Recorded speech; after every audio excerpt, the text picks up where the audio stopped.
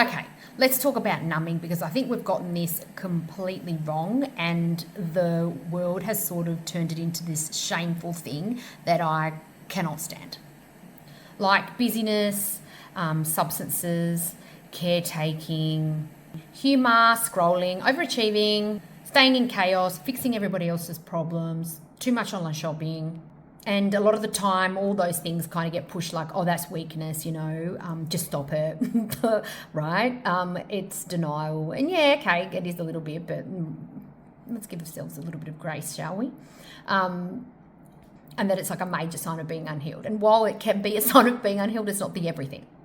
It's important to remember that these things exist because they work. They keep you functional in environments that weren't designed to support our nervous systems, healing journeys, self-awareness, things like that.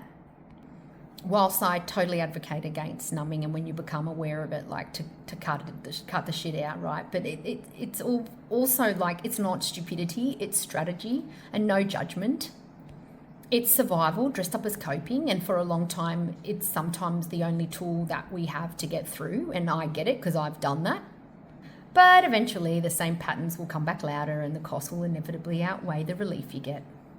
And that's normally when people arrive at healing, and it's often not because they felt inspired or spiritually ready or, I don't know, curious and wanting to get in touch with their inner self or child or whomever else is hanging out in there. But often because life removed the exits and there was nowhere else to go.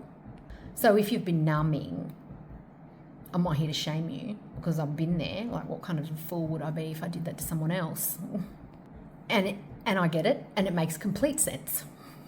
And that inevitably you'll get to a point where that stops working, and that point, that very pointy point, is the invitation. It's not some sparkly wedding invite that you get in the mail. It's when things start looking a little bit, how you going? Very much not a punishment, an invitation.